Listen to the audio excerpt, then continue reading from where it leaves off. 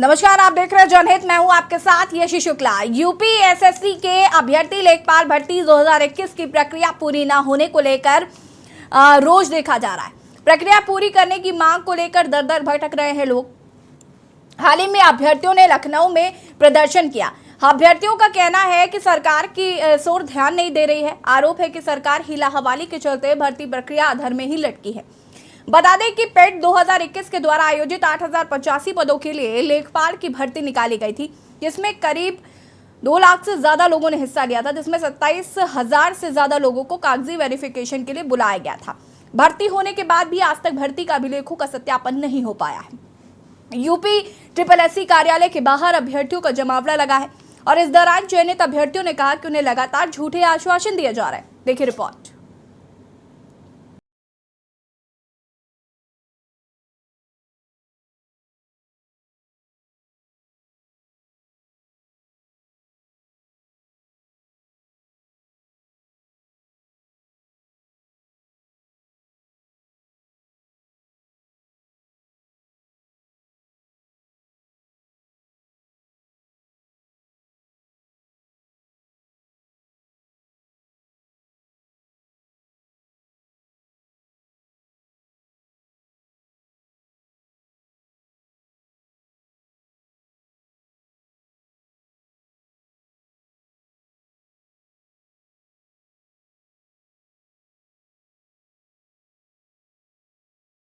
साल की भर्ती लटकी पड़ी हुई है। बार बार आते हैं, आश्वासन मिलता है कि अगले महीने पूरा होगा, अगले महीने पूरा होगा। सर हम लोग घर वालों को जवाब नहीं दे पा रहे हैं। सर हर महीने हम बोलते हैं तो वो लोग उनको, अब घर वालों को भी लगता है कि हम लोग झूठ बोल रहे हैं, उनको रोक रहे हैं, लेकिन हमें यहाँ से आश्वासन नहीं मिल रहा है क्लियर कि भर्ती कब होगी, डीवी नोटिस कब जारी होगी, डीवी कब होगी। सर बार बार बस भागना पड़ रहा है। अब घर पे भी नहीं जाने का मन करता है कि क्या लेके जाएँ। कोई क्लियर हमें रिस्पॉन्स ही नहीं मिल रहा है कि अभी भर्ती होनी है, कब होगी। ये यूपी SSSC आयोग द्वारा 2021 में लेखपाल भर्ती के लिए PET कराया गया, जिसको वजह से प्रिलिमिनरी एग्जाम बोलते हैं उसको। और प्री से लेके मेन तक एग्जाम होने में लगभग 3 साल पूरे हो चुके हैं। अभी ये केवल उसका DV रिजल्ट निकालना है और DV रिजल्ट निकालने में भी 3 महीने पूरे हो चुके हैं। अभी तक कोई भी DV नोटिस या उससे रिलेटेड कोई भी जानकारी आयोग द्वारा नहीं दी जा रही है। बच्चे केवल बस पेपर देते रहेंगे और इसी तरह परेशान लगातार होते रहे 3 साल से। बाकी अभी रिजल्ट का कोई फाइनल परिणाम का कोई समय पता नहीं है क्या हो रहा है। बता दें कि सचिव स्तर की वार्ता के बाद अभ्यर्थियों ने कहा कि इस बार भी कोई उचित निर्णय नहीं लिया गया। उन्होंने आरोप लगाते हुए कहा कि वार्ता के लिए अधिकारी बुलाते हैं और नंबर काटने और रिजल्ट ना जारी करने को लेकर डराते धमकाते हैं। तो मई में रिजल्ट आया है हम लोगों का, 3 महीने हो गए, जबकि आयोग 15 दिन बाद निकाल के DV कराना शुरू कर देता है। हम लोग 3 महीने से भटक रहे हैं। सचिव के पास मिलते हैं, वो हमें आश्वासन देते हैं कि नेक्स्ट मंथ। आज हम लोग 3 महीने के बाद फिर से इकट्ठा हुए हैं। सचिव से अपनी एक फिक्स डेट लेने के लिए कि हम लोग का आगे भविष्य क्या है, कब तक हमारे लोग की भर्ती फाइनल होगी और कब तक हम लोग ऐसे आधार में लटके रहेंगे। हम लोग के माँ बाप सवाल पूछते हैं और समाज में निकलने के लिए जो ठोस जरूरी है बेरोजगार बच्चों के लिए कि एक नौकरी हो, अपनी प्रतिष्ठा के साथ जी सके, उसके लिए हम लोग बहुत बेचैन रहते हैं। कोई ठोस जवाब नहीं मिलता। यूपी SSSC के अभ्यर्थियों का कहना है कि 2021 लेखपाल भर्ती की ओर सरकार जरा भी ध्यान नहीं दे रही है। परीक्षा पास होने के बाद उन्होंने 10-12 बार यहां आकर प्रदर्शन किया और यूपी SSSC के अधिकारियों से वार्ता की, लेकिन कोई भी उचित फैसला नहीं लिया गया। इसके अलावा अभ्यर्थियों ने बताया कि उन्होंने 2 से 3 बार मुख्यमंत्री योगी आदित्यनाथ के जनता दरबार में भी ज्ञापन दिया, लेकिन वहां भी उन्हें सिर्फ आश्वासन ही दिया गया, पर हल कुछ नहीं हुआ। स्पेशल डेस्क के न्यूज इंडिया। जी हाँ, तो अभ्यर्थियों में ये रोष देखा जा रहा है। ऐसे में बड़ा सवाल है कि आश्वासन तो दिया जा रहा है, लेकिन आश्वासन के अलावा इन छात्रों को कुछ नहीं, इन अभ्यर्थियों को कुछ नहीं मिल पा रहा है। अभ्यर्थी जो है वो यूपी SSC कार्यालय के बाहर जमावड़ा लगाकर बैठे हुए हैं और लगातार न्याय की मांग कर रहे हैं। बता दें कि 27,000 से ज्यादा अभ्यर्थियों को कागजी वेरिफिकेशन के लिए बुलाया गया।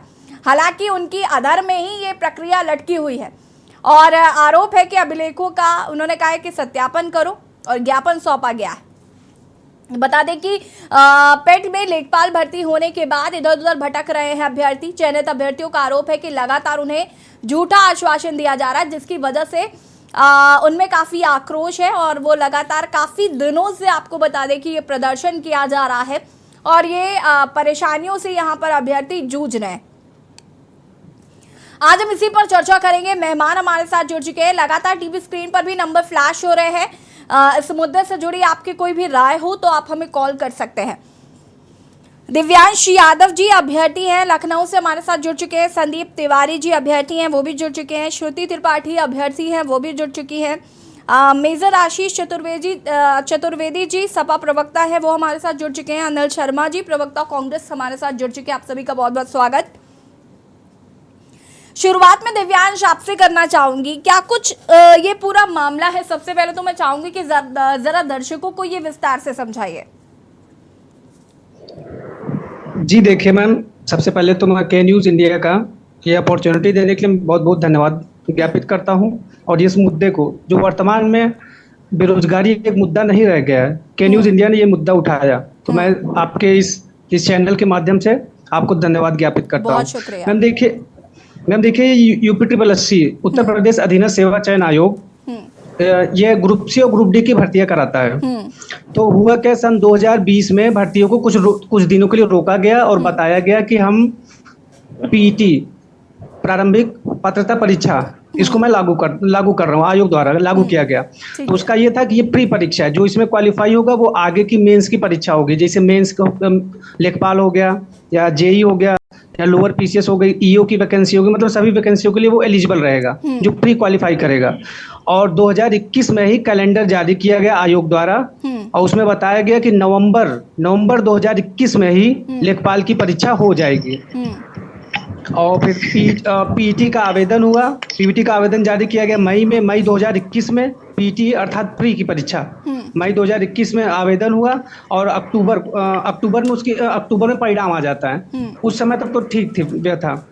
उसके बाद फिर जो नवंबर में परीक्षा प्रस्तावित थी लेखपाल की, वो आगे खिसक के उसका विज्ञापन ही जनवरी 2022 में आया।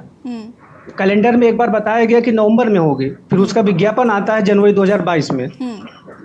फिर परीक्षा होती है, परीक्षा डेट आती है, चुनाव बीतता है, परीक्षा डेट आती है। पहले परीक्षा आती है, परीक्षा डेट दी जाती है 19 जून को, जिसे फिर अपरिहार्य कारणों से आयोग रद्द कर देता है। फिर दूसरी डेट दी जाती है 24 जून के आसपास, उसे भी रद्द प्रस्तावित थी, उसे भी रद्द किया गया। फिर करते करते 31 जुलाई 2022 को परीक्षा सकुशल संपन्न हो गई। परीक्षा में कुल 2,47,000 अभ्यर्थी एलिजिबल थे जो प्री पास हुए थे, उसमें से सिर्फ 2,12,000 अभ्यर्थी बैठे हैं। फिर और ये 31 जुलाई 2022 को परीक्षा पूर्ण हो चुकी थी।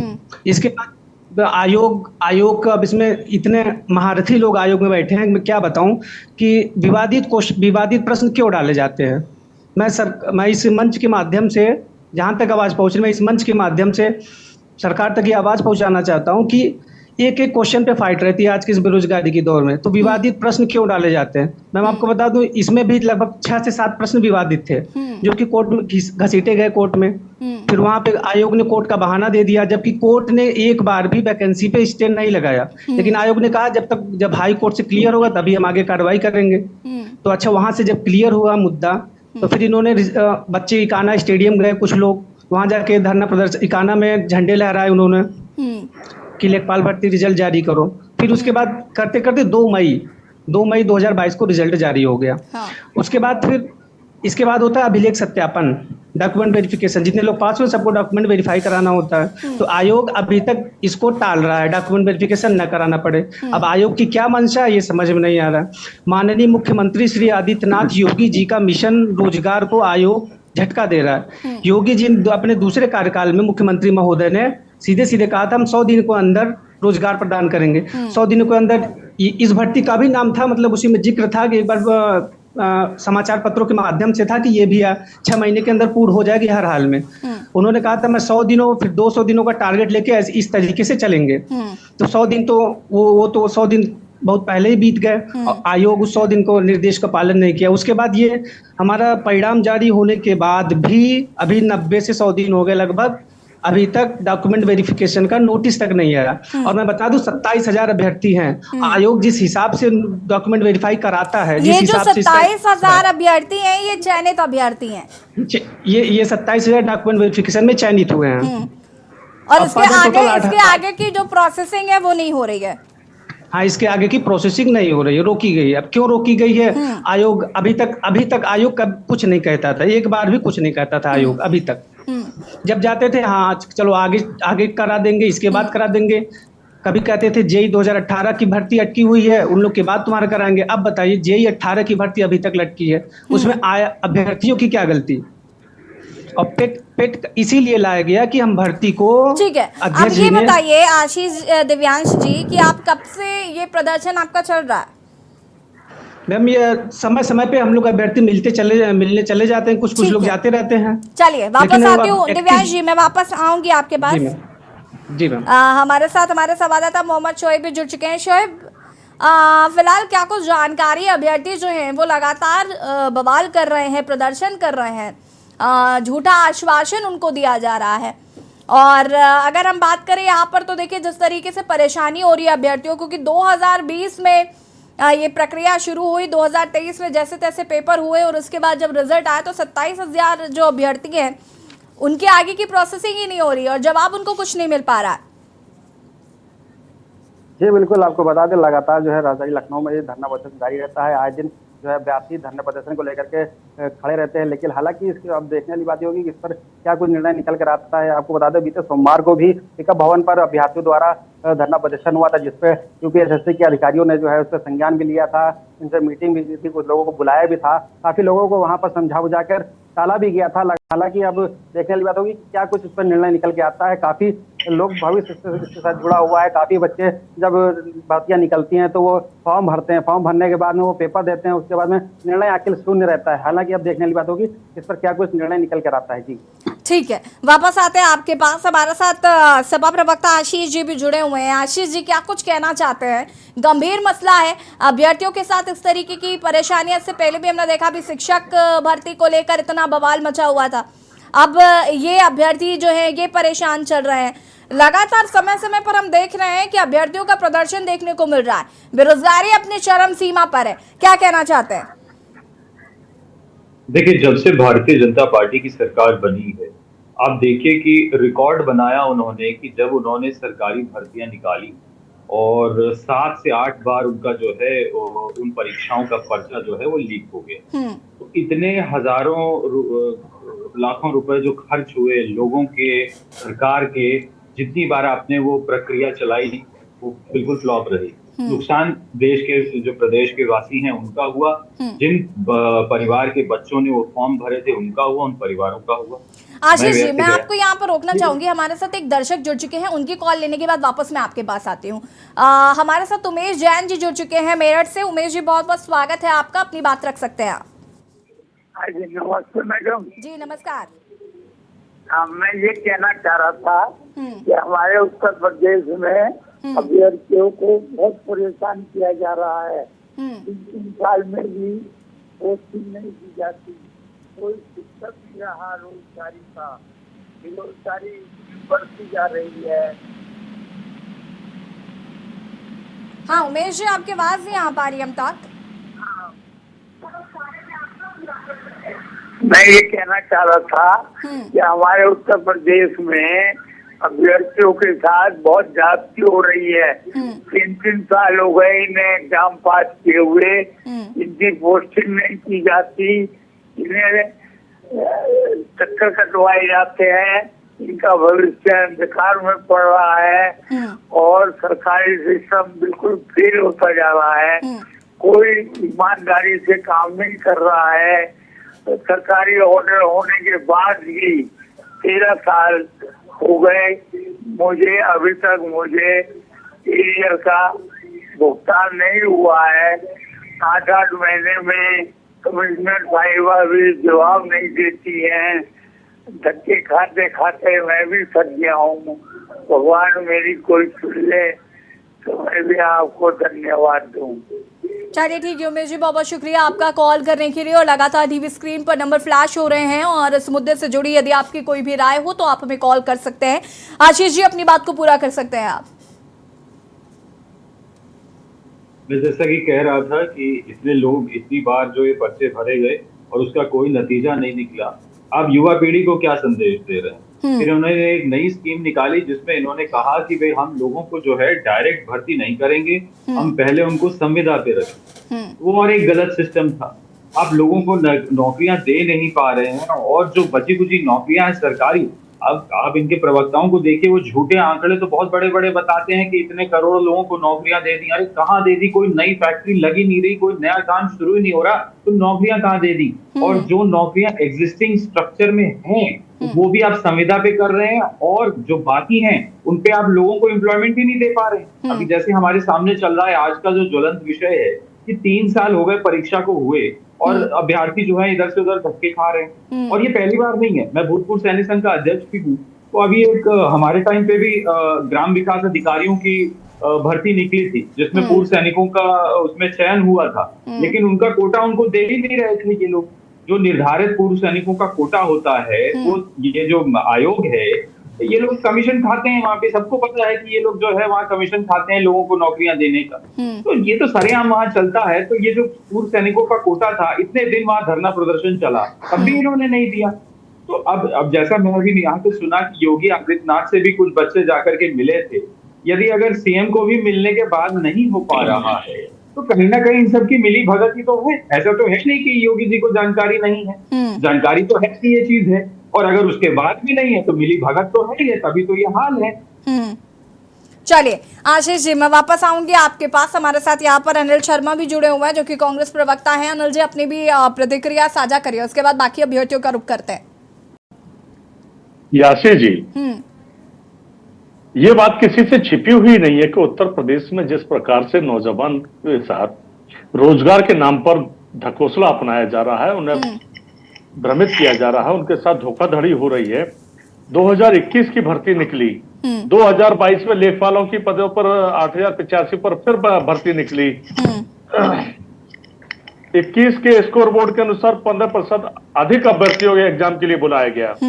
31 जुलाई 2022 को आयोजित कराया गया था एग्जाम, और 9 महीने बाद लेखपालों का परीक्षा परिणाम घोषित हुआ। 2021 के अभ्यर्थियों को उनका न्याय नहीं मिला, उन्हें नौकरी नहीं मिली, और ये नई भर्ती और निकाल दी।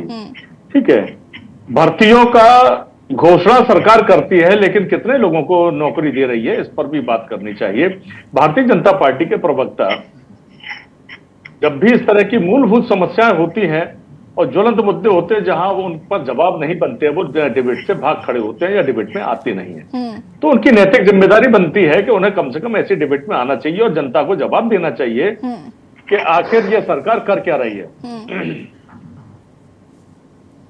जितने नौजवान हैं, जो बालक हैं, जो नौकरी के लिए जो तलाश करते हैं, जब भर्तियां निकलती हैं ये अप्लाई करते हैं। कितने लोग एग्जाम देते हैं, एग्जाम के समय किस प्रकार की मशक्कत उनको उठानी पड़ती है। एकदम अचानक रात को निकलना, पूरी रात सड़कों पर भटकना, उसके बाद एग्जाम देना, फिर उनके लिए यातायात का साधन सुलभ नहीं होता, फिर वो भागते हैं नौकरी के लिए, अपने घरों पर भागते हैं, फिर इंतजार करते हैं। और उस वक्त भी जब एक बात बहुत अलग बात है कि अधिकारी इनको, जब ये लोग बच्चे मिलते हैं, डॉक्यूमेंट वेरिफिकेशन अभी तक नहीं हो पा रहा। आखिर ऐसी कौन सी व्यवस्था है जो ये डॉक्यूमेंट का वेरिफिकेशन नहीं कराना चाहते? या तो ये नौकरी देना नहीं चाहते, और नौकरी देना चाहते हैं तो वेरिफिकेशन क्यों नहीं कराते? सेक्रेटरी से जो अभ्यर्थी मिले हैं उनको, जैसा मुझे बताया जाता है कि नंबर काटने और रिजल्ट न जारी करने के लिए धमकी दी जाती है कि आप चुपचाप बने रहिए, और ये तानाशाही सरकार उनको दबाने का काम करती है। 27,455 की शॉर्ट लिस्ट जारी होती है, 27,000 करीब अभ्यर्थी हैं, पद लगभग 8,000 हैं, और उनमें से भी वेरिफिकेशन करने के बाद 7,882 लोगों को नौकरी मिलनी है। तो आखिर सरकार क्या करना चाहती है? अरे भाई, आप इसी प्रकार से मामला अटका 69,000 टीचरों का, वो भी मामला कोर्ट में चला गया। ओबीसी के आरक्षण का मामला उसमें आया, और आज तक वो लटके हुए हैं। क्या सरकार ये घोषणा करेगी कि जब से हमने भर्ती निकाली है, बच्चों ने जो भर्ती पास की है, उस एग्जाम को पास किया है, क्या तनख्वाह तब से देगी? ये नुकसान अगर नौजवानों को हो रहा है तो क्या इसकी भरपाई सरकार करेगी? याशी जी, ये सरकार पूरी तरह से फेल हो चुकी है। ये ठीक है सरकार नहीं अनिल जी, चाहती मैं कि वापस आती हूँ आपके पास। हमारे साथ एक प्रशांत कुमार जी दर्शक अयोध्या से जुड़ चुके हैं। प्रशांत जी, बहुत बहुत स्वागत है आपका और अपनी राय रख सकते हैं आप। जी मैं प्रशांत कुमार बोल रहा हूँ अयोध्या से। मैम, जब से ये इम्तिहान हुआ है, पहले तो वैकेंसी निकालने के लिए आपको धरना देना पड़ता है, उसके बाद वैकेंसी निकल भी जाती है, उसकी एग्जाम के लिए धरना, एग्जाम होने के बाद रिजल्ट के लिए धरना, ये कई स्टेप बन गया है एक वैकेंसी के लिए। और जब से ये पेट मैम आया तब से ये होने लगा कि आयोग उसी में 6 महीने व्यस्त रहता है, 6 महीने टाइम मिलता है, बाकी और सब में काम करते हैं ये लोग। जी ठीक है, तो बहुत यही तो शुक्रिया। एक समस्या है हम लोग की, ये तो है ही, बाकी मानसिक पीड़ा से भी इतना गुजरते हैं, क्या बताएं। प्रशांत जी, आप भी, मुझे लगता है कि इसी के अभ्यर्थी हैं शायद। जी, लेखपाल के मैम। जी, चलिए, बहुत बहुत शुक्रिया आपका जुड़ने के लिए और जानकारी दर्शकों तक साझा करने के लिए। और जनहित में आज हम बात कर रहे हैं लेखपाल भर्ती को लेकर। जो अभ्यर्थी प्रदर्शन कर रहे हैं, साथ ही साथ उन्हें रोष देखा जा रहा है पिछले काफी लंबे समय से, और समय समय पर उनके द्वारा प्रदर्शन किया जा रहा है। हालांकि उनका आरोप है कि उनको सिर्फ और सिर्फ झूठा आश्वासन ही दिया जा रहा है। रुकेंगे एक छोटे से ब्रेक के लिए, जल्द हाजिर होते हैं। आप देख रहे हैं के न्यूज, खबरों का सारथी।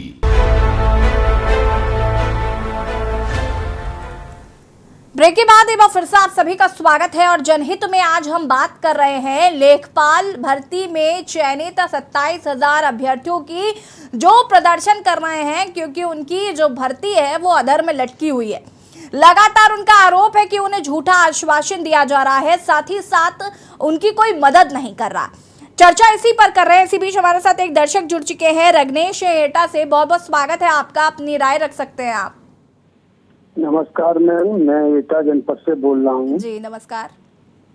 मेरा एक सवाल, जितने राजनीतिक दल के ये प्रतिनिधि बैठे हुए हैं, इनसे सामान्य सवाल है, कोई उचित उत्तर दे तो बताएं कि जिस प्रकार विधानसभा में विधायकों के भत्ते और वेतन बढ़ने के लिए ये सब एक मतभेद बुला के एक हो जाते हैं, लोकसभा में सांसद अपने भत्ते और वेतन बढ़ाने के लिए एक हो जाते हैं, इस प्रकार ही बेरोजगारों के रोजगार के लिए ये सब एक क्यों नहीं हो जाती है, रोजगार सृजन के लिए? अब तक आपने कहीं देखा कि भत्ते बढ़ाने के पीछे विपक्ष सत्ता पक्ष से भिड़ा हो कि भत्ते बढ़े हुए नहीं चाहिए? ठीक है, ये कांग्रेस के नेताओं इनसे मेरा प्रश्न है। बहुत बहुत शुक्रिया आपका तमाम हमारे दर्शकों को अपनी बात बताने के लिए। बहुत बहुत शुक्रिया आपका। लगातार टीवी स्क्रीन पर नंबर फ्लैश हो रहे हैं, आप हमें कॉल कर सकते हैं इस मुद्दे से जुड़ी यदि आपकी कोई भी राय हो। आशीष जी, प्रश्न सुना आपने। दर्शकों का ये सवाल है कि इस मुद्दे पर आप एकजुट क्यों नहीं होते रोजगार सृजन के लिए? हम लोग तो पूरी तरह इसके लिए हम लोगों ने प्रयास पहले भी किए हैं, अब भी कर रहे हैं, अब मांग उठा रहे हैं। अब हमारी सरकार नहीं है, लेकिन जब हमारी सरकार थी, अभी देखिए जिन शिक्षकों की बात कर रहे हैं, उन शिक्षकों के लिए रोजगार उपलब्ध कराना, बाकी युवाओं को जो भत्ता मिलता था वो देना, बाकी आप जो युवा थे उनको लैपटॉप दिए गए। लोगों को लग रहा था लैपटॉप देने से क्या होगा। लैपटॉप अगर एक परिवार में पहुंचता है तो वो पूरा परिवार शिक्षित होता है, ये समझ होनी चाहिए। अगर एक घर में लैपटॉप पहुंचेगा तो लोग वहां कम से कम इंटरनेट के जरिए उस पर पूरा परिवार जो है उससे शिक्षित होता है, ज्यादा अवेयरनेस होती है, ज्यादा चीजें उनको पता चलती है। एक लैपटॉप पहुंचने से बहुत सा फायदा होता है। तो ये हमारी सोच थी, हम लोगों को, युवाओं को आगे बढ़ाना चाहते थे, ये हमारी सोच थी। वहीं भारतीय जनता पार्टी आगे धार्मिक मुद्दे लेकर के आगे हिंदू बचाओ हिंदुत्व बचाओ, और उसमें सब लोगों ने जो है कहीं ना कहीं बहकावे में आकर के वोट दिए, और आज नतीजा सामने है। उत्तर प्रदेश और गुजरात के चुनाव को आप छोड़ दीजिए तो भारतीय जनता पार्टी हिंदुस्तान में हुए सारे विधानसभा चुनाव हार चुकी है। सारे, 2 जगह उन्होंने छल कपट से सरकार जरूर बना ली, लेकिन सारे चुनाव वो हार गई, और आने वाले समय में वो उत्तर प्रदेश और गुजरात से भी चली जाएगी, क्योंकि जो वो कर रही है उसका नतीजा पब्लिक जो है उनको आने वाले चुनाव में अब जवाब देगी। ठीक है, श्रुति जी हमारे साथ जुड़ी हुई है। श्रुति जी, माफी चाहूंगी कि काफी देरी से आपके पास आ रही हूँ, काफी इंतजार आपको करना पड़ा। मैं आपसे जानना चाहती हूँ कि लगातार प्रदर्शन किया जा रहा है आप लोगों द्वारा। मैंने आपको देखा कि आप फ्रंट फुट पर थी प्रदर्शन में।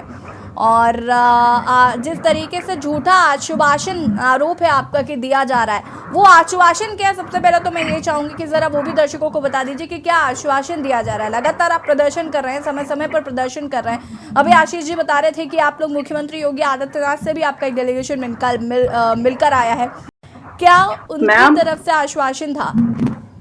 मैम, जब भी हमारी भर्ती के बच्चे आयोग जाते हैं मिलने, जब भी किसी पार्टी के जो भी नेता होते हैं, जो भी विधायक होते हैं, हम उनसे मिलने जाते हैं, पहली बात तो हम लोग को सबसे जो बात का आश्वासन दिया जाता है कि हम आपकी बात रखेंगे या आपकी भर्ती पे काम चल रहा है। और सब जो आयोग के सचिव जी हैं वो हम लोग से हर महीने कह देते हैं, मई में इसका रिजल्ट आया था, 2 मई को, पूरा मई महीना बाकी था। तब उसके बाद जब जून में बच्चे गए तो उन्होंने कह दिया कि 10 जुलाई के आसपास आपका हम लोग डॉक्यूमेंट वेरिफिकेशन करा लेंगे।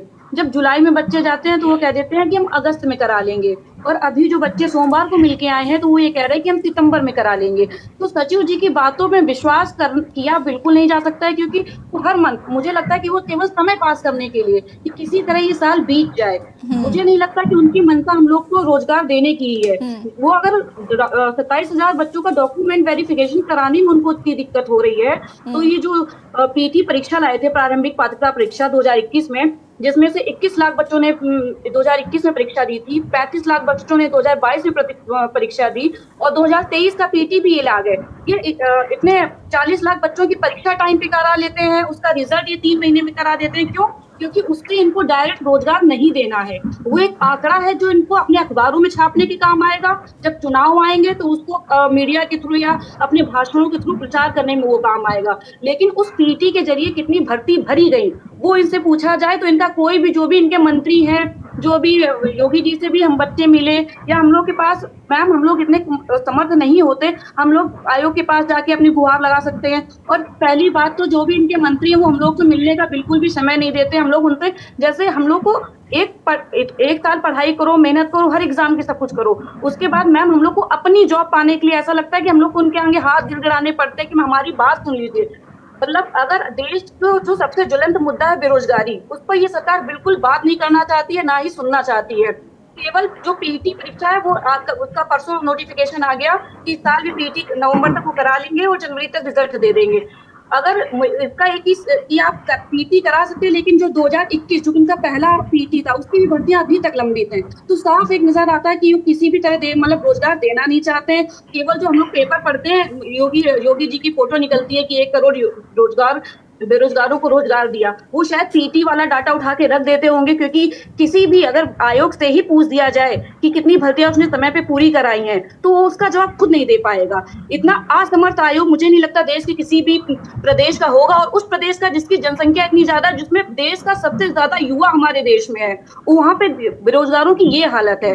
और मैम मैं सबसे पहले तो आपका शुक्रिया करना चाहती हूँ कि जिस तरह देश का मीडिया, मैं उसमें कहूंगी कि मीडिया का भी रोल बहुत बड़ा होता है। हमारे देश की मीडिया आज हो गई है सीमा हैदर और सचिन को कवर करने में। कोई भी बेरोजगारों का मुद्दा नहीं उठाना चाहता है, हमारी बात कोई सुनने वाला नहीं है। मैम सबसे पहले शुक्रिया कि आपने हम लोग को मौका दिया कि हम अपनी बात सबके सामने रखें। शोएब, अगर मैं बात करूं इनके आश्वासन की, तो देखिए इनको आश्वासन लगातार दिया जा रहा है। क्या आपकी कुछ बात हुई है जिम्मेदारों से, उनका क्या कुछ कहना है?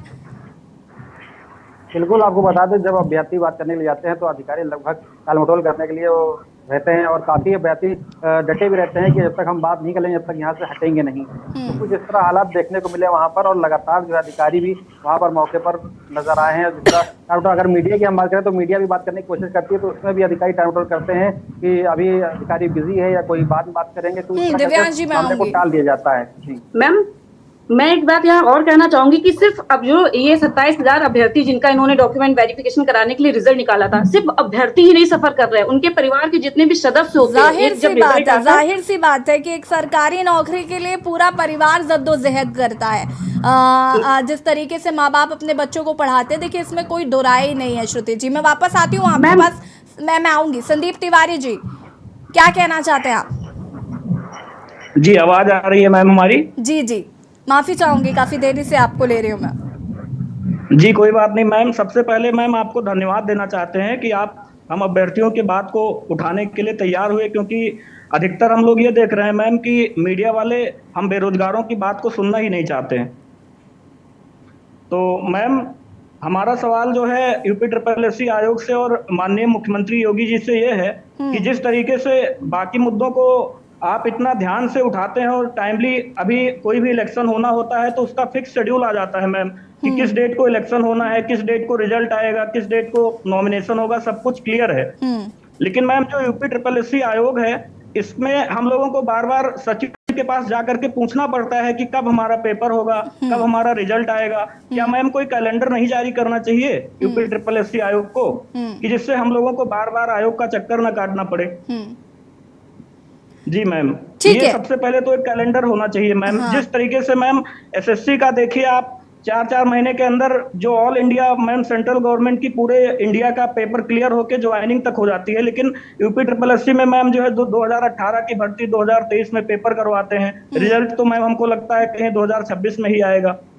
तो कोई उम्मीद ही नहीं बची है मैम कि कब पेपर होगा, कुछ नहीं कहा जा सकता है मैम। संदीप जी, हम उम्मीद करते हैं कि इस पर आप लोगों का ये जो प्रयास है वो सफल हो कैसे भी, और सरकार इस ओर भी ध्यान दे। हम कोशिश करेंगे। और हमारे साथ दर्शक जुड़ चुके हैं, मैं वापस आऊंगी आपके पास। गिरीश शुक्ला जी हैं कानपुर से। गिरीश जी, बहुत बहुत स्वागत, अपनी बात रख सकते हैं आप।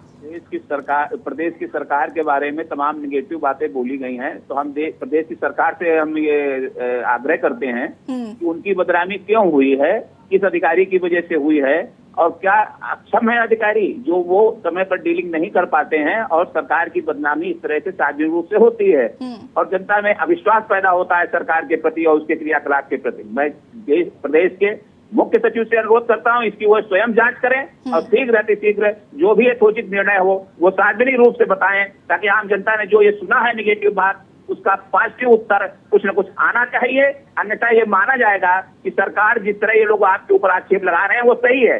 आप इस रिजल्ट को तुरंत डिक्लेयर कराएं। हम जो भी चीफ सिक्योरिटी महोदय सुन रहे हैं तो वो इस बात की विशेष व्यवस्था करें, क्योंकि नेताओं के पास कोई टाइम नहीं है। आखिर वो प्रदेश के प्रमुख हैं, तो वो खुद इस पे इंटरेस्ट लेकर के इसका निर्णय शीघ्र करा के बच्चों को शांति प्रदान करें। धन्यवाद। बहुत बहुत शुक्रिया कॉल करने के लिए। हमारे साथ प्रशांत कुमार गुरुग्राम से जुड़ चुके हैं। प्रशांत जी, बहुत बहुत स्वागत है और अपनी बात रख सकते हैं आप। अजय हमारे साथ जुड़े हुए हैं गुरुग्राम से। अजय जी, बहुत बहुत स्वागत है, अपना प्रश्न अपनी बात रख सकते हैं आप। चलिए ठीक है, संपर्क टूट गया, आप हमें फिर से संपर्क कर सकते हैं। लगातार टीवी स्क्रीन पर नंबर फ्लैश हो रहा है। इस मुद्दे से जुड़ी यदि आपकी कोई भी राय हो आप हमें कॉल कर सकते हैं। दिव्यांश जी, अपनी बात को पूरा करिए। जी मैम, आपको मैं बता दूं कि राजस्व विभाग माननीय मुख्यमंत्री श्री आदित्यनाथ योगी जी के अंडर में ही आता है। और मैं आपको एक डॉक्यूमेंट दिखाता हूं, तो मुझे बड़ा किया जाए स्क्रीन पे। दिव्यांश जी को पूरी स्क्रीन पे ले लीजिए प्लीज।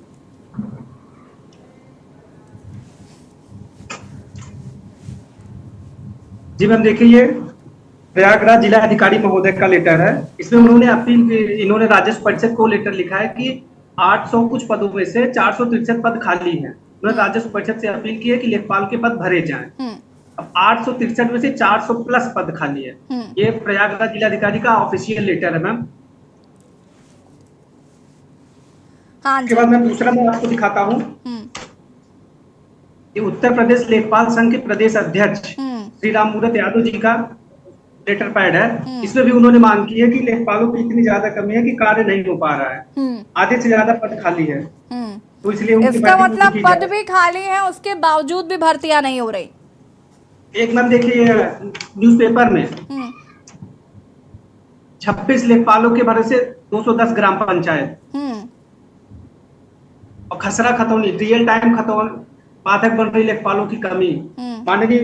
माननीय प्रधानमंत्री, देश के यशस्वी प्रधानमंत्री श्री नरेंद्र मोदी जी का विजन सौमित्र योजना में घरौनी बांटने का काम लेखपाल का ही है, और इसको प्रत्येक लेखपाल को प्रत्येक नागरिक करके करना है। जब लेखपालों की इतनी कमी है तो सौमित्र योजना भी कैसे फॉलो होगी? ठीक है, एक सेकेंड, मैं वापस आती हूँ दिव्यांश जी आपके पास। मैं आशीष जी आपसे जानना चाहूंगी कि समाजवादी पार्टी क्या कर रही है, समाजवादी पार्टी इन अभ्यर्थियों के लिए क्या करेगी। मैं ये भी चाहूंगी कि जरा आप ये भी तो सुनिश्चित करें कि ठीक है, विपक्ष कहते हैं मजबूत होता है तो लोकतंत्र की आवाज मजबूत होती है, तो एज अ विपक्ष समाजवादी पार्टी का क्या रोल रहने वाला है? यार यही सवाल मैं अनिल शर्मा जी आपसे भी पूछना चाहती हूँ। शुरुआत मैं करूंगी आशीष जी आपसे। देखिए बहुत ही गंभीर विषय है और हम लोग समय समय पे जो भी हम लोगों के संज्ञान में विषय आता है उसको हम लोग विधानसभा में, और जब विधानसभा में हम लोगों की बात नहीं सुनी जाती है तो हम लोग भी उस पे जो है सड़कों पे उसके लिए आवाज उठाते हैं, जैसे हमेशा पहले उठाते आ रहे हैं। मैं अनुरोध करना चाहूंगा, आज जो हम लोगों से साथ में जो अभ्यर्थी हैं वो लोग हमसे संपर्क कर सकते हैं। हम लोग जो है इसको निश्चित रूप से जो है विधानसभा में भी उठाएंगे और बाहर सड़कों पे भी उठाएंगे। तो वो हमसे जो अभ्यर्थी हैं संपर्क करें और हम लोग उनके साथ खड़े हैं। इन चीजों पे हमेशा खड़े रहते हैं। युवाओं की पार्टी है समाजवादी पार्टी, तो हम लोग आपके साथ बिल्कुल पूरी तरीके से हम लोग आपके साथ। अनिल जी।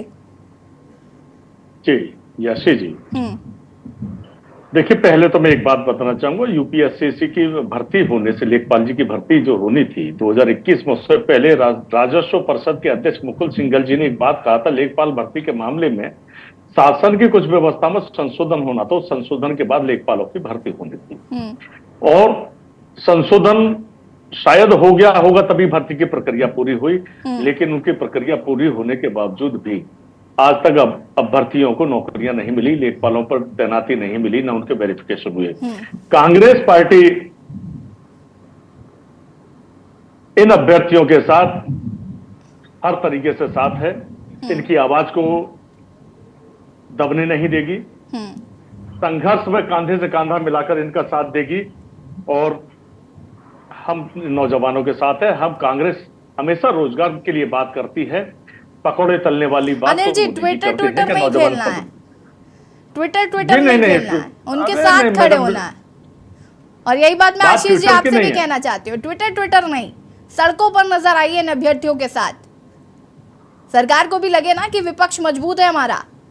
अनिल जी देखिए, मैं निवेदन करूंगा, देखिए मैं निवेदन करूंगा अभ्यर्थियों से, इनका जो संघ है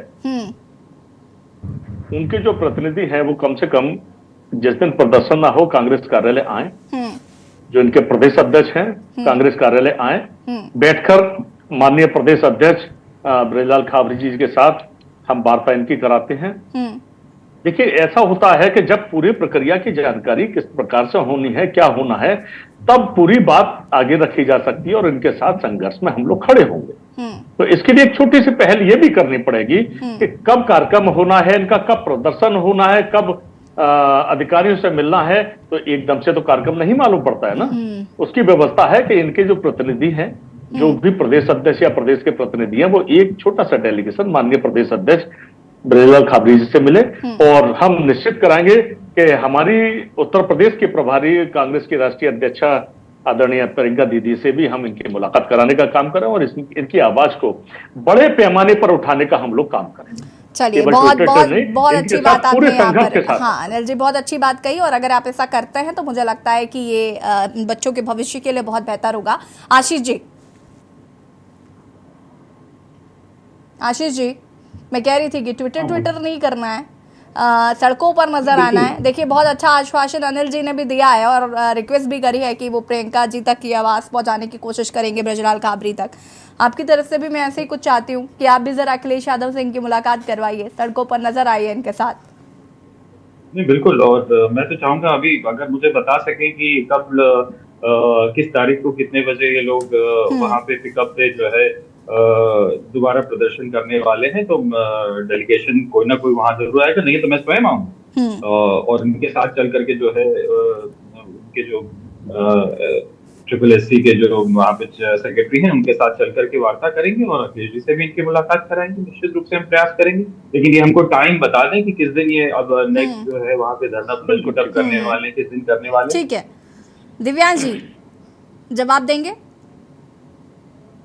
जी मैम देखिए, अभी तो अभी वो प्री प्लान तो ऐसा कुछ है नहीं। अभी दरअसल जो कल हम लोगों का 31 जुलाई को जो था वहाँ पे भीड़ एकत्रित हुई थी, तो उसमें सचिव जी ने प्रतिनिधि मंडल, और प्रतिनिधि मैं आपको बता दूं वहाँ पे प्रतिनिधि मंडल उन्होंने कहा कि पहले 5 भेजिए, फिर 10 भेजिए, फिर नहीं माना गया। बच्चे अड़े थे कि नहीं सर नीचे आइए, नीचे बात करिए, सभी अभ्यर्थियों से बात करिए। तो बाद में उन्होंने तय किया नहीं 15 हम लेंगे। 15 लेते से वहाँ के पुलिस अधिकारियों ने चुन के जो बोल सकते थे, जो आवाज उठा सकते थे, उन्हें रोक दिया गया। 3 से 4 लोगों को जो आवाज उठा सकते थे। उसके बाद वहाँ के अधिकारियों का ये रवैया था, मीडिया कर्मी के, एक मीडिया कर्मी थे हमारे भाई, उन्होंने उनका माइक कैमरा छीनने की कोशिश की गई, उनको डराया धमकाया गया कि हाँ उनका वो फोटो ले रहे थे उनका आईडी कार्ड का। अब मीडिया भी सुरक्षित नहीं रही इस हिसाब से। और वहाँ के एक पुलिस अधिकारी थे, अब इस खुले मंच से मैं क्या ही नाम लूं, वो सीधे सीधे कह रहे हैं कि तुम लोग का भी सिर्फ 3 साल, मेरा भी 3 साल हुआ था, तुम लोग भी 3 साल वेट करो। मतलब अगर वो प्रक्रिया से गुजरे हैं तो हम भी उसी प्रक्रिया से गुजरे। और मैं आपको बता दूं, इसके पहले कुछ लोग आयोग में ऊपर जाते हैं, मतलब सचिव के पास, तो वहाँ पे जवाब देना चाहिए था ना कि क्योंकि सास भी कभी बहू थी सीरियल नहीं चल रहा है यहाँ पर कि आपने जो झेला है वो हम भी झेलेंगे। सास बहू का डिबेट बना लिए भाई, देखिए। और मैं आपको बता दूं, हम आयोग इस मंच के माध्यम से मैं आयोग से ये अपील करना चाहता हूँ, आयोग अपने नोटिफिकेशन में पहले ही लिख दे कि एक और प्रक्रिया होगी धरना, पहले ही लिख दे, ताकि हम लोग पहले से ही तैयार रहे मानसिक रूप से कि हाँ धरना देना ही है। क्योंकि कोई भी भर्ती आज तक ऐसी नहीं। ठीक है, तो आगे की क्या रणनीति है श्रुति जी? जी मैम, हम लोग आगे जो भी अभी आयोग से हम लोग मिलके आए थे, बच्चे जो भी गए थे, तो उन्होंने यही कह दिया है कि हम देखते हैं, सुप्रीम कोर्ट में भी चल रहा है, उसके बाद हम देखेंगे, सोचेंगे कि हम सितंबर में स्टार्ट करा दें। तो मैम जैसे उन्होंने सोचेंगे और देखेंगे का एक शब्द लिया, तो वहीं से उनकी मंशा साफ नजर आ जाती है कि वो सितंबर में भी डॉक्यूमेंट वेरिफिकेशन नहीं कराने वाले हैं। तो सर मैम, अब तो हम लोग जो भी हमारे सामने जो अनिल जी और आशीष जी बैठे हैं, हमें बस इनका साथ चाहिए, क्योंकि मैम बिना, हमें लगता है जो विपक्ष होता है उसको जो पक्ष की जो कमियां होती हैं उस पे जो भी बेरोजगारों की जैसे नहीं सुनी जा रही है, हम बस इनसे ये चाहते हैं कि ये हमारे साथ आए और हमारी बात जहां तक पहुंचा सके, विधानसभा हो, राज्यसभा हो, जहां तक हमारी बात पहुंचे, हमें विपक्ष का इस समय साथ चाहिए, क्योंकि पक्ष तो हमारा सुन नहीं रहा है, ना ही आयोग हमारा सुन रहा है। एकदम उन्होंने तानाशाही वाला रवैया अपना रखा है कि हम लोग से इतने क्रूर तरीके से बात करते हैं कि जैसे हम लोग वहां पे बहुत कुछ गलत करने गए हों, और ये इस तरह से। तो जो भी विपक्ष के लोग हैं, हम इस मंच के माध्यम से कह रहे हैं, जो भी अनिल सर हैं, आशीष सर हैं, कि आप लोग हमारा साथ दीजिए, आपके माध्यम से हमारी बात जहां तक पहुंचे कि लेखपाल भर्ती जल्द से जल्द पूरी हो। आशीष जी तो पूछ भी रहे हैं आपसे कि आपका नेक्स्ट जो भी प्रदर्शन या जो भी कार्यक्रम है, आप लोग मुलाकात करें। अनिल जी भी कह रहे हैं कि आप उनसे, आपका एक डेलीगेशन मुलाकात करें, तो आप लोगों के लिए बेहतर होगा, क्योंकि देखिए विपक्ष मजबूत होता है तो लोकतंत्र मजबूत होता है, और अगर विपक्ष आपकी मजबूती से आवाज उठाएगा तो जाहिर सी बात है कि आपको न्याय मिलेगा। संदीप जी, इसके बाद आपके पास मैं एक सेकेंड, श्रुति जी, मैं संदीप जी आपके पास आऊंगी, लेकिन उससे पहले हमारे साथ एक दर्शक है विजय कुमार जुड़ चुके हैं कुशीनगर से। विजय जी बहुत बहुत स्वागत है, अपनी बात रख सकते हैं आप। विजय जी अपनी बात रख सकते हैं आप। ठीक है, विजय जी से संपर्क टूट गया है। लगातार टीवी स्क्रीन पर नंबर फ्लैश हो रहे हैं। इस मुद्दे से जुड़ी यदि आपकी कोई भी राय हो, आप हमें कॉल कर सकते हैं। संदीप जी क्या कहना चाहते हैं आप? सचिव जी कैसे भी करके जल्दी से जल्दी हम लोगों के डीबी के डेट जारी करवा दें मैम, क्योंकि हम लोग मध्यम वर्गीय परिवार से आते हैं मैम। क्योंकि जब घर में लोग, माता पिता पूछते हैं और आस पड़ोस के लोग, जो रिश्तेदार लोग हैं, वो पूछते हैं कि क्या हुआ आपका लेखपाल का, तो हम लोग जवाब ही नहीं दे पाते हैं मैम कि क्या हुआ और क्या बताएं हम लोग उनको बार बार कि क्योंकि सचिव जी बताते हैं जुलाई में होगा, फिर जुलाई में जाने पे अगस्त में होगा, तो इस तरीके से हम घर वालों को तो नहीं बता सकते हैं ना मैम। हम लोगों की व्यथा सिर्फ हम ही लोग झेल रहे हैं मैम, इसलिए मानसिक अवसाद से गुजर रहे हैं। और यही एक रिक्वेस्ट है सचिव जी से, और माननीय मुख्यमंत्री जी पर पूरा विश्वास है कि वो शायद अगर संज्ञान में लेंगे तो हम लोगों का कल्याण जरूर हो जाएगा मैम। श्रुति जी अपनी बात को पूरा कर सकते हैं आप। मैम मैं यहाँ आपके मंच के जरिए मैं एक आयोग की जो एक और पिछली भर्ती थी, जो आयोग की जो पिछली जो इसका रिकॉर्ड रहा है, इसकी एक भर्ती थी 2018 की ग्राम विकास अधिकारी की। अगर यहाँ पे किसी को याद हो तो 2018 की मैम वो भर्ती थी, उसका पेपर दिसंबर 2018 में हुआ था। उसके लिए भी मैम हम लोगों ने बहुत धरने किए थे। 8 महीने बाद रिजल्ट आया 28 अगस्त 2019 को। उसमें भी मैम सेम यही रवैया था कि डॉक्यूमेंट वेरिफिकेशन नहीं हो रहा था। उसके लिए हम लोग ने 8-10 धरने दिए। फिर मैम उन्होंने डेट निकालना चालू की, फिर कोरोना टाइम आ गया। कोरोना टाइम के बाद मैम उन्होंने दे दिया कि कोरोना के बाद हम लोग कराएंगे, 6-7 महीने बाद उन्होंने। उसके बाद मैम हम लोग जब हर बार भर्ती का वेट करते रहे मैम, मैं ये बात सामने रखना चाहती हूँ, उसमें मेरे पापा भी बहुत इंतजार कर रहे थे कि उनका एक सपना था कि मैं गवर्नमेंट जॉब पे मैम सेलेक्ट हो जाऊं। और जब ये कोरोना खत्म होता है उसके बाद वो एक नोटिस निकाल के कहते थे कि इस भर्ती में खामियां पाई गई। SIT गठित कर देते हैं 8 महीने, वो चलता है 3 साल मैम ऐसे बर्बाद होते हैं सेलेक्ट होने के बावजूद, जो मेरे पूरे गली मोहल्ले सब में पता ही चल जाता है। उसके बाद मैम वो निकाल देते हैं कि इस भर्ती में खामियां पाई जाती है, भर्ती रद्द की जाती है। मैम मैं उस भर्ती में सिलेक्टेड थी, उसके बाद मैम मेरे 2021 में मेरे पापा एक्सपायर हो जाते हैं, जो मुझे नहीं देख पाए सरकारी नौकरी में चयनित होते हुए, सिर्फ ये आयोग और सरकार के निकम्मेपन की वजह से। दूसरी बात मैम, उसके बाद 2022 में लेखपाल भर्ती आती है, फिर मैंने अपने आप को जैसे तैसे उन परिस्थितियों में संभाला कि पापा का सपना पूरा करना है, आगे करना है। लेखपाल भर्ती के लिए मैम मैंने पढ़ाई की, पेपर हुआ, उसके बाद मैम जब रिजल्ट आता है, हम लोग, मेरी मम्मी, ऐसा कोई दिन नहीं जाता जिस दिन यूट्यूब पे या किसी के जरिए कि हाँ पूछती ना हो कि डॉक्यूमेंट वेरिफिकेशन कब होगा कब होगा। मैम ये हमारे साथ ही नहीं, सिर्फ हमारे परिवार के जज्बातों के साथ भी खेल रहे हैं। बिल्कुल, मैं वापस आऊंगी। शोएब, फिलहाल भर्ती बोर्ड की तरफ से क्या इस पर कोई रिएक्शन आया है कि आखिर न्याय कैसे मिलेगा इन अभ्यर्थियों को, और मुख्यमंत्री योगी आदित्यनाथ के संज्ञान में भी ये बात है?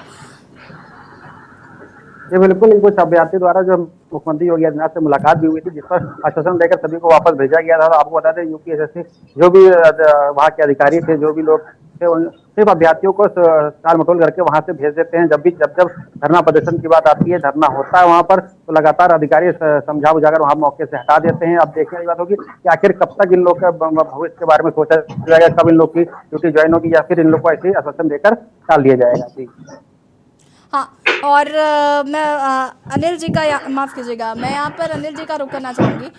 अनिल जी, अगर हम बात करें यहाँ पर, तो देखिए ऐसा नहीं है कि भर्तियाँ नहीं हैं या फिर पद खाली नहीं हैं, पद भरपूर खाली है।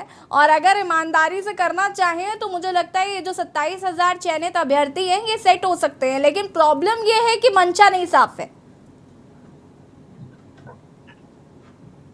याशी जी, उत्तर प्रदेश सरकार जिस प्रकार से तानाशाही रवैया अपनाए हुए, आपको याद होगा कई भर्तियों को ये कैंसिल कर चुके हैं। तो मुझे लगता है कि लास्ट पोजीशन ऐसी ना हो कि ये लेखपाल भर्ती को भी कैंसिल करने का काम करें। तो ये बहुत बड़ा धोखा नौजवानों के साथ कर रहे हैं, रोजगार के नाम पर धोखा दे रहे हैं। जब चुनाव आते हैं तो बड़ी बड़ी घोषणा की जाती है, खाके तैयार होते हैं, लेकिन कितने लोगों को ये वास्तव में रोजगार दे रही है, इसकी क्लियरिटी नहीं है। रही बात इन अभ्यर्थियों लेखपालों के साथ की, तो मैं आपको बता दूं, हम कांग्रेस के लोग, सपा के लोग और टीम इंडिया के जो भी दल हैं, हम लोग एकजुटता के साथ इन बेरोजगारों के साथ खड़े हैं, इन नौजवानों के साथ खड़े हैं। और ये केवल बातें नहीं, मैंने पहले भी कहा, भी थोड़ी देर पहले, एक देखिए, मुलाकात जब होगी तो एक कार्यक्रम का रुख तय होता है। अब आप कार्यक्रम आकर अचानक से कर दीजिएगा, हम लोगों को सूचना ना हो, हमारे प्रदेश अध्यक्ष या अन्य नेतागण प्रदेश, क्योंकि देखिए चुनाव का समय 2024 का चल रहा है, सभी जगह अपने अपने चुनाव की तैयारी में सारे दल लगे हुए हैं। हमारा भी संविधान बचाओ संकल्प सभा के नाम से ब्लॉक और विधानसभा स्तरों पर हर जनपद में कार्यक्रम चल रहे हैं। माननीय प्रदेश अध्यक्ष जी भी दौरे पर हैं और कल के दिन सहारनपुर में होंगे। तो ऐसा है कि प्रदेश कार्यालय में या हमारे पास किसी भी प्रकार से यह सूचना इनकी हो कि हमारा एक प्रतिनिधिमंडल उस तारीख को मिलना चाहता है, तो अगर जैसे प्रदेश अध्यक्ष जी का कार्यक्रम कहीं और लगा होगा तो वो टाइमिंग सेट हो जाएगी, हम लोग बैठकर वार्ता कर लेंगे। तो प्रशासन को घेरने की जो तैयारी है उस हिसाब से हो सकेगी, है ना। नौजवानों को रोजगार मिलना चाहिए। दिव्यांग जी, आखिर कितने दिन तक इन लोगों को धोखा देती रहेगी सरकार? बिल्कुल दिव्यांग जी।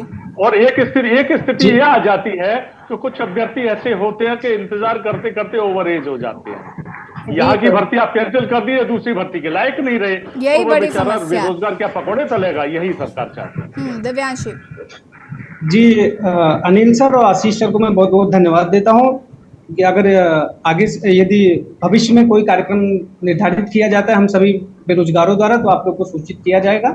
बाकी मैं इस मंच के माध्यम से एक बात और बताना चाहता हूँ। आर्टिकल 21A हमारा संविधान 21A के तहत गरिमामय पूर्ण जीवन जीने का अधिकार दिया गया है, और ये रोजगार भी गरिमामय पूर्ण जीवन जीने के अंतर्गत शामिल है। तो सीधे सीधे हमारे राइट टू हमारे मूल अधिकार का हनन हो रहा है, फंडामेंटल राइट का हनन हो रहा है। अब इस बात पे न तो कोर्ट स्वतः संज्ञान लेती है, न कोई सरकार संज्ञान ले रही है, और वर्तमान में सरकार की मंशा क्या है अब वही जाने। बाकी UPSSC equal to total dictatorship. मैं आपको कुछ भर्तियों का नाम गिनाना चाहता हूं जो अभी भी पेंडिंग पड़ी हुई है। सिर्फ लेखपाल ही नहीं है, लेखपाल तो 21 पेड से आई बड़ी भर्ती, जिसमें कहा गया था कि 3 महीने के अंदर सब कंप्लीट हो जाएगा। अब खैर 3 महीने का धीरे धीरे 1.5 साल तो पूरे हो गए, नोटिफिकेशन निकाले प्योर, बाकी प्रक्रिया के अंतर्गत 3 साल हो ही गए हैं।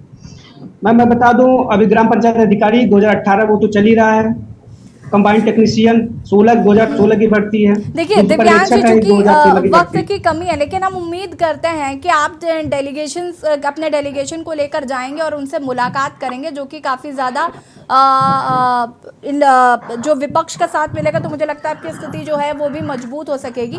और बहुत बहुत शुक्रिया आप सभी का। मैम एक पॉइंट और दिव्यांश जी, माफी चाहूंगी मैं, वक्त की कमी है। आप सभी का बहुत बहुत शुक्रिया चर्चा में शामिल होने के। और जनहित में आज हम बात कर रहे थे, जहां एक को लेखपाल भर्ती को लेकर जिस तरीके से प्रदर्शन चल रहा है अभ्यर्थियों का, उसको लेकर लगातार उन्हें आश्वासन दिया जा रहा है। हालांकि अभ्यर्थियों का ये कहना है कि उनको झूठा आश्वासन पिछले 1.5 साल से दिया जा रहा है, जिसको लेकर वो समय समय पर प्रदर्शन करते रहे। हालांकि देखना होगा कि सरकार इस ओर ध्यान आखिर कब देती है। जनहित में फिलहाल इतना ही। देखते रहिए के न्यूज़ ज़रिया। नमस्कार। आप देख रहे हैं के न्यूज़, खबरों का सारथी।